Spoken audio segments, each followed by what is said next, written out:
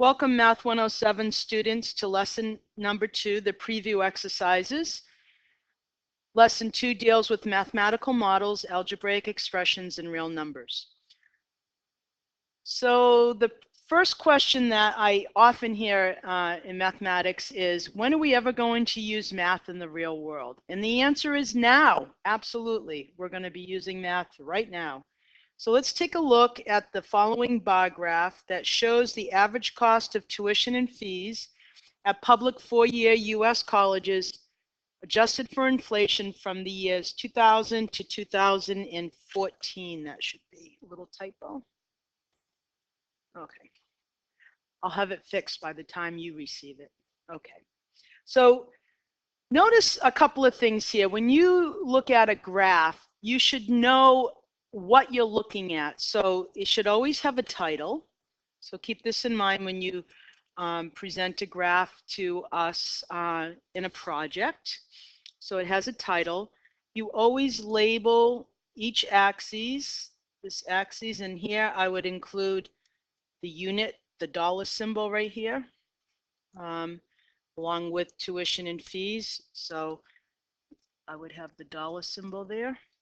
And then the label on this axis says the year after 2000, which is ending year in the school year, would be the year after 2000. So let's see, we have each axis labeled, we have a title, and then you see that the height of your bar, the actual height of the bar, is the value along your vertical axis, what we typically call the y-axis, right?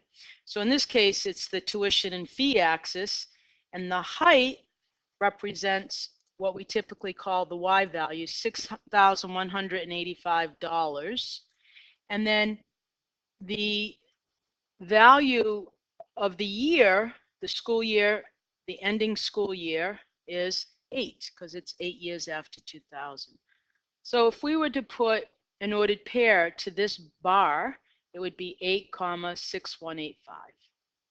Okay. So if we get rid of all that now, and notice that I want you to spend a few minutes analyzing this bar graph and write down a few observations about the data that you see in this graph, and then you can, if you can compare it with your neighbors, do so. Online students, you can only compare it if you write a few emails to your fellow students. So let's take a few minutes to do that. Okay, so all I can do here is talk about some of the answers that I've received from my students over the years, so the last few years. So one thing students say is that they notice that as time increases, tuition and fees, average tuition and fees increase, that there's a trend. They notice a trend, an upward trend, a positive trend. Okay. As one of these values, as the years increase, so doesn't the tuition and fees. That tends to be a general type of observation. Another thing students pick up on is that the largest increase appears right in this area here. And now in this area here. So one of that, between 2002 and 2004, there was like almost a little bit bigger than a $1,200 increase. And between 2012 and 2014, there was another big increase, about $1,100, a little more than $1,100. Okay, so those are some of the things students say. Sometimes students will say that this is not a straight line and can't be represented with a straight line because the changes between each year, each of these 2 years, is not the same. It's not constant. I'm trying to think what else students have to say. I think that's pretty much it. They just talk about the fact that there appears to be a trend and that they notice where some of the largest jumps are.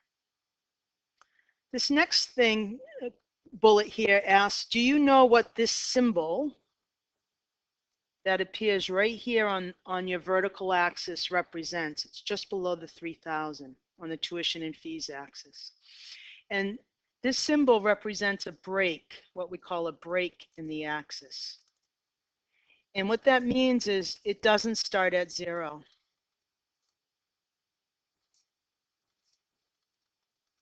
And anytime you have a range of values that don't start at 0, you have to indicate it with this symbol. You can call that symbol a squiggle if you want. Okay? So sometimes people say, well, why do we have a break in the axis? Well, sometimes it just saves space, because if we started this axis all the way down here, I don't know, maybe down here would be $0. You could see that to do the bar graph, it would take up more space, right? Because these bars would come all the way down like this. So sometimes the break in the axis is simply a space saver. Sometimes people are concerned because a break in the axis may exaggerate a small difference between values and make it appear larger. So that can happen. Let me show you a picture that I found online. Let's see, where did it go? It's back here. So we call graphs that have these breaks truncated graphs. And believe it or not, these two bar graphs represent exactly the same data. Identical. However, this bar graph starts at 9100. So it's been truncated, and there's no indication of the break in the axes. So the data appear to show significant differences. Whereas this bar graph, which starts at 0, the differences are barely visible. So when you truncate the axes and you take away the fact that this axis is no longer starting at 0, differences can appear to be exaggerated. They can appear to be larger than what they actually are. And if you look at like the Wall Street Journal or stock prices within the day, within hours of the day, they can appear to have very large jumps, or even the value of the New York Stock Exchange. But when you put them on a scale that is not truncated, the variation in the stock prices is very small. So you always got to be aware. Sometimes people say that this is misleading, and so you just have to be aware of where your axes are starting. So one of the things that I did with this data is I put it into a software program that we're going to be using in this class, and you'll be using it for the first project. It's a free software program. It's called Geogebra. It's a funny name, G-O-G-E-O, Gebra. So it's a combination of geometry and algebra. And notice that I have a title here for this graph, and I have the average cost of tuition and fees with the $sign for a label for my vertical axis and the number of years after 2000. So I won't go into the details of how I put this data in just yet, but I will show you that you can see that as I move this scale to my right, and also notice I can move the scale up and down, and if I squish this scale together, look at how the trend seems to change. And if I increase this scale, okay, decrease it and increase it. So again, when you look at a trend, you want to make sure that your axis starts at 0. And here you might say, if I wanted to find some type of equation that could represent this trend, that's what we're going to be looking at today in class. It's called a mathematical model.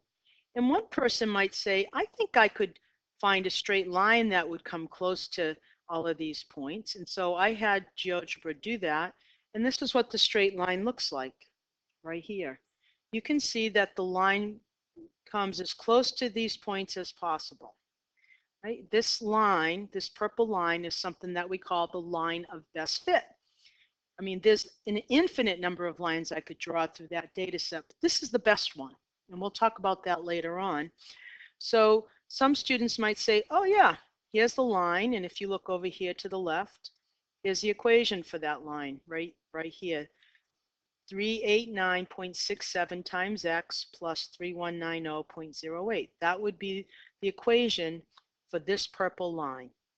So if I wanted to take a guess at the value for C, I would put 4 in for X, and out would pop the average tuition and fees.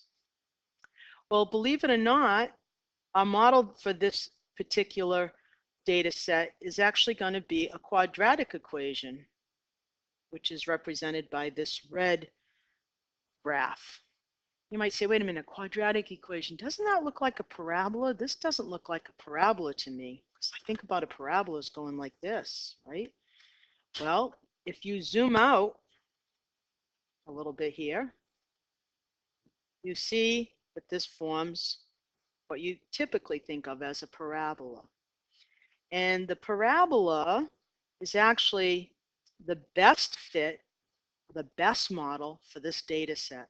So when we look at the class demonstration today, you're going to see the equation 4x squared, because we're going to truncate this or estimate this to the nearest whole number, 4x squared plus 330x plus 3,310. So we're going to use that model today to try to make estimates and predictions on this data.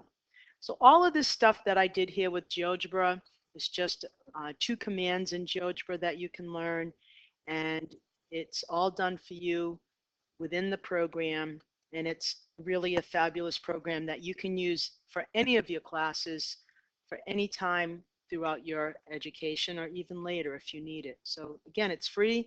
We'd like you to download this onto your computer. I would stay away from the app because it's not as powerful.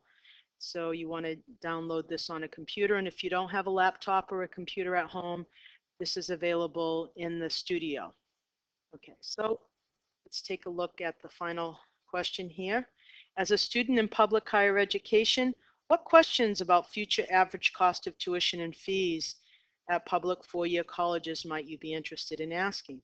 Well, depending on where you are, we're in the year 2017 right now. You might be interested in asking what the cost might be a couple of years out, predicting what the average tuition and fees would be for, say, 2019 or 2020. Or if you're a parent and you have a child, maybe depending on the age, another 15, 18 years from now, you would like to have a sense of what the average cost of tuition and fees would be then. We don't want to scare you, but if we could try to use that to predict, use this data to predict that later on. So those are the types of questions you might be interested in asking. In our class demo today, we will show you how you can use mathematics to start asking those questions and come up with and get an idea for an estimate of the average cost of tuition and fees. Okay, so that's it for the preview exercises on lesson number 2. If you have any questions, let me know.